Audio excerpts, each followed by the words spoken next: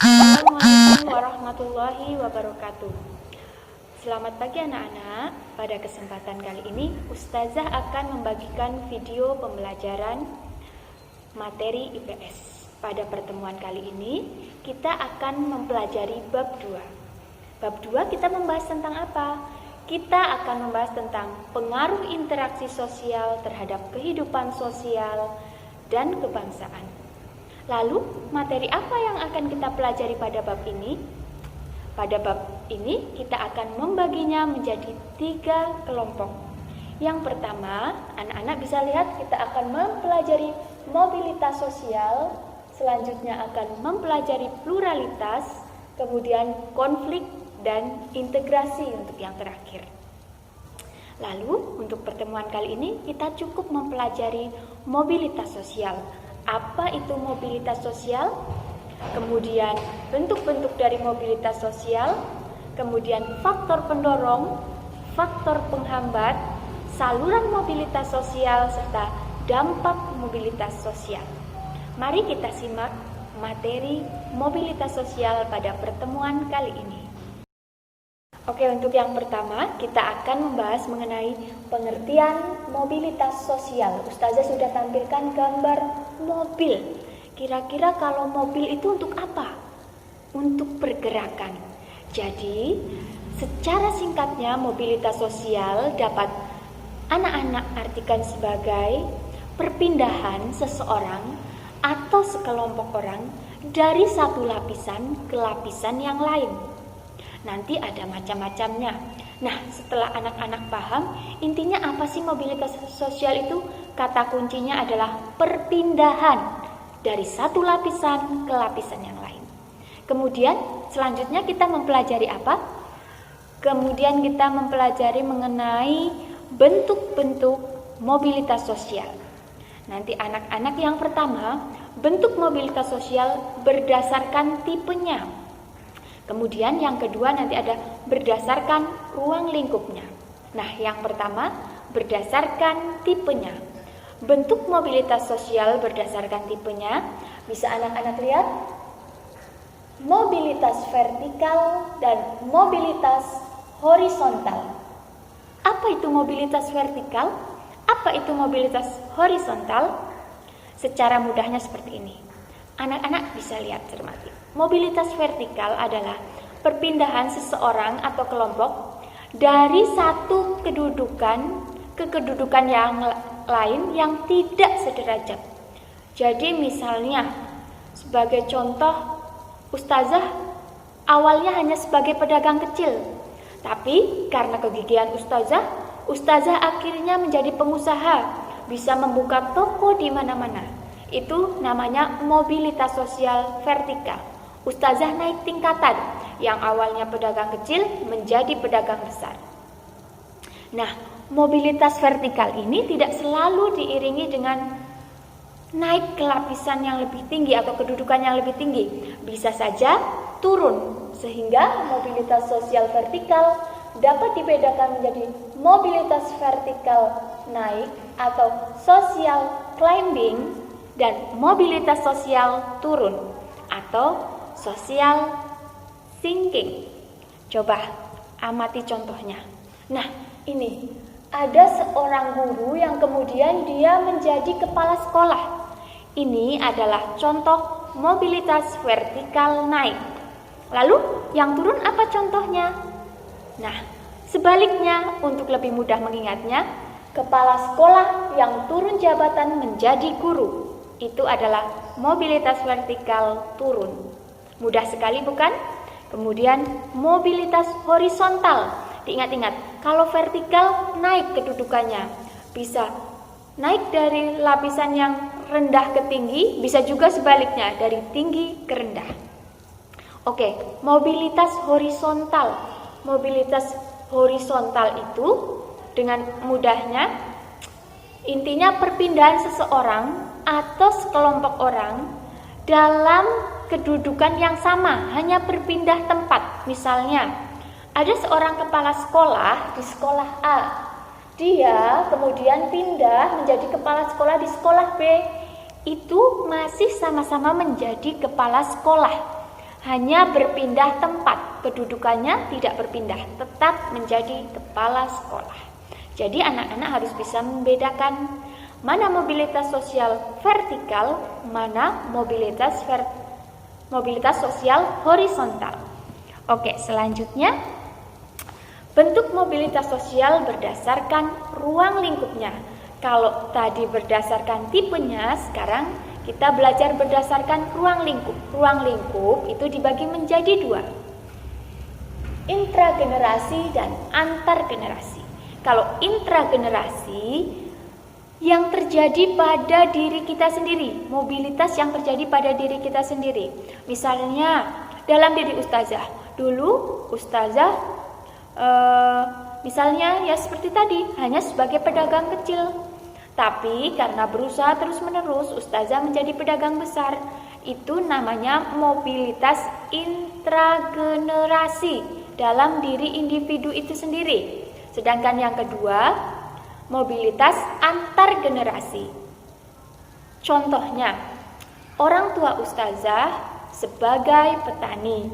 Kemudian, ustazah sekarang sebagai guru. Itu contoh mobilitas sosial. Lalu mobilitas sosial apa? Bisa digabungkan berdasarkan tipenya, termasuk mobilitas sosial vertikal naik. Karena dulu orang tua ustazah hanya sebagai petani, sekarang ustazah menjadi guru. Berarti mobilitas vertikal. Karena antar generasi dari ayah ustazah atau orang tua ustazah ke ustazah, maka disebut antar generasi. Nanti anak-anak bisa cermati lagi. Kemudian, nah ini ada gambar contoh di sini. Ada mobilitas antar generasi naik, ada mobilitas antar generasi turun. Mudah sekali dipahami. Intinya, kalau antar generasi itu misalnya dari orang tua ke anaknya, dari nenek kita ke orang tua kita, seperti itu. Artinya tidak dalam diri individu, ada berdasarkan garis keturunan, mudahnya seperti itu. Nah, yang bisa turun bisa naik juga. Oke, selanjutnya. Kenapa sih ada mobilitas sosial? Pasti ada faktor pendorong dan faktor penghambat.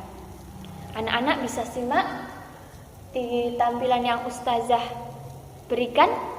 Faktor pendorong mobilitas sosial itu ada banyak. Di antaranya faktor struktural, kemudian faktor individu, faktor kelas sosial, faktor keadaan sosial, kemudian situasi politik, kependudukan, dan keinginan melihat daerah lain. Ustazah contohkan satu saja faktor pendorong mobilitas sosial. Faktor individu. Apa sih faktor individu yang bisa mendorong mobilitas sosial? Misalnya, individu itu rajin, individu itu semangat, kerja keras, tekun.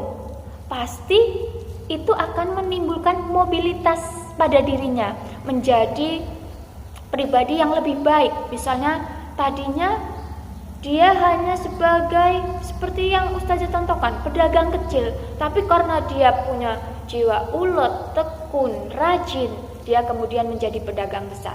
Nah, itu faktor pendorong mobilitas sosial. Lalu faktor penghambatnya apa? Ada juga faktor penghambat mobilitas sosial. Anak-anak bisa simak faktor penghambatnya, di antaranya ada perbedaan ras, agama, jenis kelamin, kemiskinan, diskriminasi. Itu faktor-faktor yang menghambat. Sebagai contoh, kemiskinan. Kenapa kemiskinan bisa menghambat mobilitas sosial? Ibaratkan ustazah kebetulan dilahirkan di orang tua yang kurang mampu. Nah, ustazah ingin menjadi dokter, guru, tapi karena kemiskinan itu ustazah tidak bisa sekolah, tidak bisa melanjutkan pendidikan ke jenjang yang lebih tinggi, sehingga mobilitas yang akan ustazah lakukan itu menjadi terhambat. Secara gampangnya seperti itu. Kemudian jenis kelamin, kadang ada masyarakat yang berpendapat bahwa perempuan itu baiknya di rumah. Sehingga hal itu akan menghambat mobilitas kita para wanita untuk misalnya bekerja, misalnya untuk menjadi pilot. Nah, itu faktor-faktor yang menghambat. Lalu, yang terakhir, saluran mobilitas sosial. Untuk mencapai perpindahan dari lapisan satu ke lapisan yang lain, tentu ada jembatan, ada salurannya. Apa yang dapat kita gunakan? Di antaranya, anak-anak bisa simak, banyak sekali. Ada angkatan bersenjata, organisasi politik, organisasi profesi, pendidikan, organisasi profesi. Kenapa organisasi profesi bisa menjadi saluran mobilitas sosial? Contohnya, kita ikut salah satu partai. Nah, di situ mungkin awalnya kita jadi anggota karena kita aktif, kemudian kita diangkat menjadi ketua umum partai. Nah, yang awalnya jadi anggota, kita bisa jadi ketua. Itulah yang namanya mobilitas. Saluran mobilitasnya itu contoh saluran mobilitas yang dari organisasi profesi. Misalnya profesinya sebagai anggota partai. Seperti itu. Kemudian, adakah dampak dari mobilitas sosial? Segala sesuatunya pasti ada dampaknya, baik positif maupun dampak negatif. Yang pertama kita simak, dampak positif. Apa sih dampak positif mobilitas sosial? Dampak positifnya, mendorong seseorang untuk lebih maju. Yang kedua, mempercepat tingkat perubahan sosial. Dan yang ketiga, meningkatkan integrasi sosial. Mendorong seseorang untuk lebih maju. Orang ingin melakukan mobilitas, pastinya harus ada usaha yang dia lakukan. Ustazah pengen jadi guru, berarti ustazah harus sekolah di keguruan. Itu namanya berarti kita harus maju, terpacu. Misalnya kalian ingin jadi dokter, kalian berarti harus pandai, harus nanti bisa sekolah di fakultas kedokteran. Nah, seperti itu. Kemudian dampak negatifnya, di antaranya terjadinya konflik dan gangguan psikologis. Kenapa sih mobilitas bisa menimbulkan konflik? Kalau anak-anak pikir coba, misalnya kita berebut kekuasaan, kita yang tadinya hanya ketua RT pengen menjadi kepala desa. Nah, kan yang ingin menjadi kepala desa tidak hanya kita. Terkadang perebutan status itu, kedudukan itu akhirnya menimbulkan konflik, baik konflik yang sehat maupun yang tidak sehat. Nah, gangguan psikologis.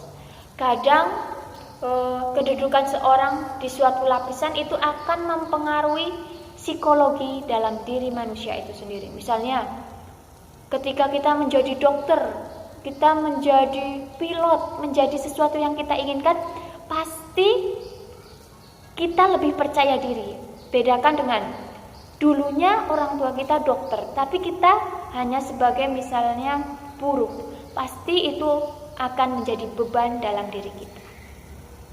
Nah, itulah materi pada pertemuan kali ini. Kita membahas tentang apa tadi? Mobilitas sosial. Ada pengertian, bentuk, kemudian faktor pendorong, faktor penghambat, kemudian ada dampaknya. Mudah sekali bukan? Nanti kalian bisa mengulang-ulang kembali melihat video ini. Kemudian setelah itu ada tugas yang akan Ustazah berikan. Nah, tugasnya apa? Coba disimak. Nah, tugasnya nanti kalian mengerjakan games teka-teki silang mengenai mobilitas sosial. Sudah Ustazah bagikan linknya di Google Classroom. Kalian kerjakan, jangan lihat buku atau searching ya.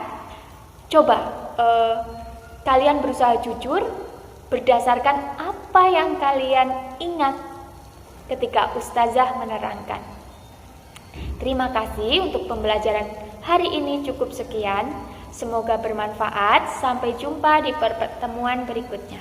Ustazah akhiri. Wassalamualaikum warahmatullahi wabarakatuh.